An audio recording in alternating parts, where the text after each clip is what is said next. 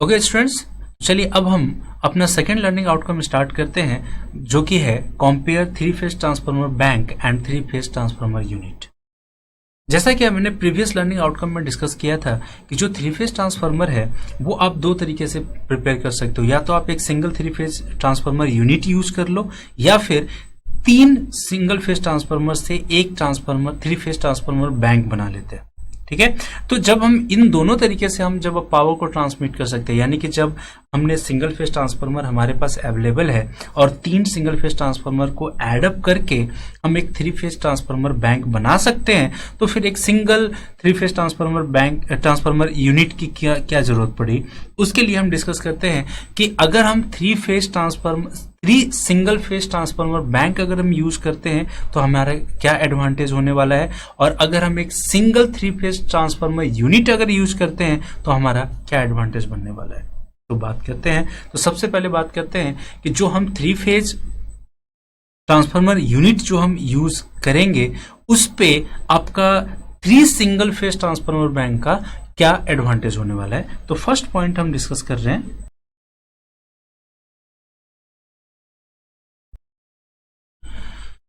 तो सबसे पहले हम डिस्कस कर रहे हैं advantage of three single phase transformer bank over single three phase unit transformer. ठीक है, तो इसके क्या क्या एडवांटेजेस हैं। तो आपका जो three single phase transformer bank है वो उसका single three phase transformer unit transformer पे आपका क्या एडवांटेज है। उसमें सबसे पहला क्या आता है, economic spare capacity. Economic spare capacity कहने का मतलब ये है कि अगर आपका जो अगर आपने तीन single phase transformer as a bank three phase bank अगर आपने यूज किया है, तो उसमें क्या है कि अगर आपके पास दो चॉइस है, या तो आप एक सबसे बड़ी चीज क्या है कि आपका जो तीन ट्रांसफार्मर आप थ्री सिंगल फेज ट्रांसफार्मर जो आप यूज कर रहे हो, इसमें से अगर कोई एक भी अगर आपका खराब होता है तो आप क्या करते हैं, उसे रिप्लेस करके दूसरे से आप रिप्लेस करके आप आसानी से अपने थ्री फेज पावर जो ट्रांसफॉर्मेशन कर रहे हो वो आप कंटिन्यू रख सकते हैं। साथ ही साथ अगर सपोज मान लेते हैं कि अगर आपको सिंगल फेज पावर ट्रांसफर करना है, आपको थ्री फेज पावर ट्रांसफर नहीं करना, तो उसमें आप क्या कर सकते हैं, अलग अलग सिंगल फेज ट्रांसफार्मर को आप आसानी से उसको पावर ट्रांसफर के लिए यूज कर सकते हैं, या फिर कलेक्टिवली आप इसको यूज करके आप थ्री फेज आप पावर ट्रांसफर कर सकते हैं। साथ ही साथ क्या है, इसका इकोनॉमिक स्पेयर पार्ट्स मैनेजमेंट है, यानी कि यहाँ पे जो आप सिंगल फेज ट्रांसफार्मर का जो भी स्पेयर पार्ट्स होगा वो ऑब्वियसली थोड़ा सस्ता होगा आपके थ्री फेज ट्रांसफार्मर से। यानी कि अगर आप सपोज मान लेते हैं एक single unit of three phase transformer आप यूज कर रहे हो और यहाँ पे आप three single phase transformer bank अगर आप यूज कर रहे हैं, तो आपका जो भी अगर आपके ट्रांसफार्मर में कुछ भी खराबी आती है, अगर सिंगल फेज में आता है, तो एक पर्टिकुलर अगर आपका सिंगल फेज का कोई पार्ट्स अगर खराब होता है और वही सेम पार्ट्स आपके थ्री फेज जो यूनिट ट्रांसफार्मर अगर उसमें खराब होता है, तो इन दोनों का, जो कि थ्री फेज एक सिंगल यूनिट है, तो उसका जो एक पर्टिकुलर स्पेयर पार्ट होगा वो ज्यादा महंगा होगा in comparison with spare parts of single phase transformer. तो इसलिए आपका जो अगर आप three single phase transformer bank use करते हो तो उसमें फायदा क्या है कि जो आपके स्पेयर पार्ट्स होते हैं वो इकोनॉमिक होते हैं। साथ ही साथ we connection is possible. We connection is possible कहने का मतलब क्या, वी कनेक्शन पॉसिबल कहने का मतलब ये होता है कि अगर सपोज आप तीन सिंगल फेज ट्रांसफार्मर को as a three phase transformer use कर रहे हो और उस किसी भी टाइम में अगर सपोज मान लेते हैं कि आपका एक सिंगल फेज ट्रांसफार्मर खराब हो जाता है, या फिर आप उसको किसी और यूज के लिए अगर आप हटा लेते हो और आपके पास दो ही सिंगल फेज ट्रांसफार्मर है, तो उस कंडीशन में क्या होगा कि आप आसानी से आप उस दो सिंगल फेज ट्रांसफार्मर के मदद से भी एक पावर ट्रांसफर आप कर सकते हैं। थ्री फेज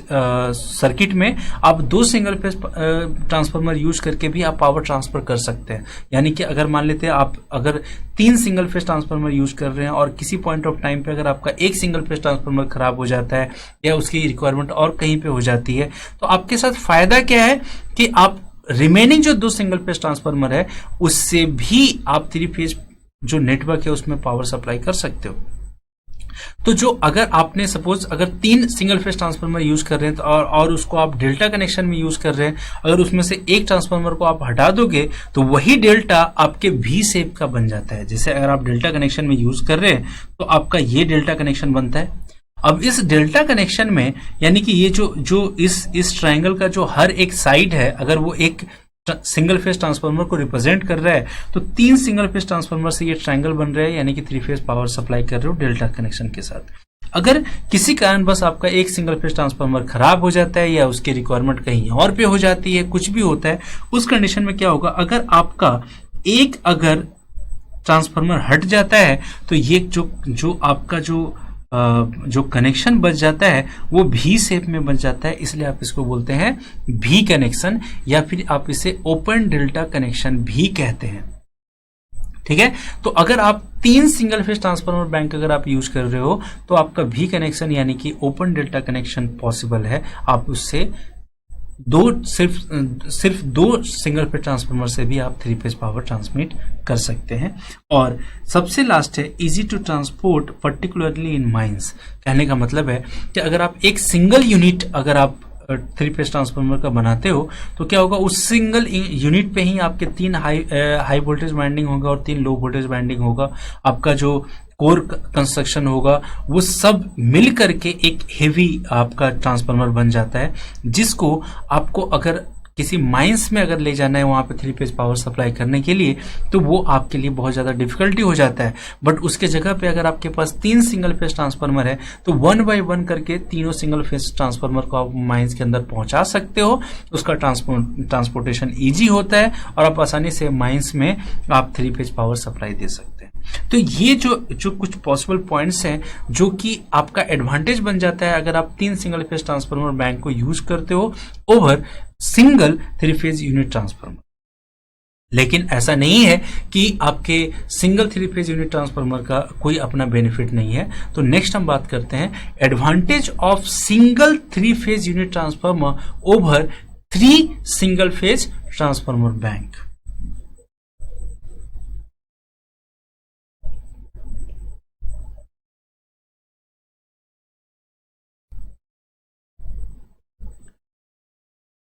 तो अब अगर आप एक single 3 phase unit transformer use करो over 3 single phase transformer bank तो वहां पे आपका क्या बेनिफिट हो जाता है, क्या एडवांटेज होता है 3 फेज यूनिट ट्रांसफार्मर यूज करने के लिए। तो उसमें क्या है कि जो आपका 3 फेज यूनिट ट्रांसफार्मर है उसका 3 सिंगल फेज ट्रांसफार्मर बैंक से उसका जो कॉस्ट होता है वो थोड़ा लेस होता है।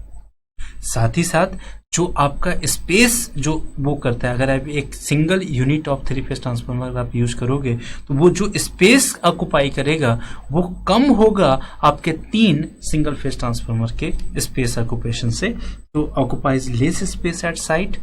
साथ ही साथ जो single unit of 3 phase transformer होता है उसकी efficiency transformer 3 phase transformer bank से थोड़ी ज्यादा होती है।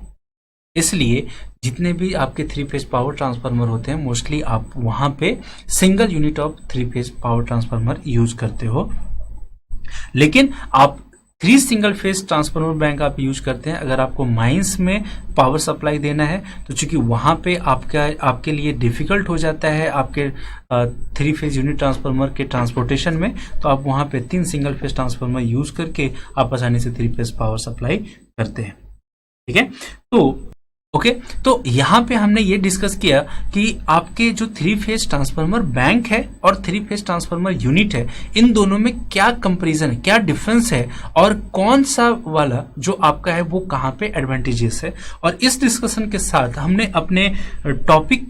जो है इंट्रोडक्शन टू 3 फेज ट्रांसफार्मर, इसका जो सेकेंड लर्निंग आउटकम है वो अचीव कर लिया, जो कि था compare 3 phase transformer bank and 3 phase transformer unit. And I hope कि ये आपको बहुत अच्छे से समझ में आया होगा। जो मैंने पॉइंट्स आपको बताए, जो हमने यहाँ पे डिस्कस किए, जो हमने पॉइंट्स लिखे हैं वो आपने भी अच्छे से नोट किए होंगे। So let's have a knowledge check.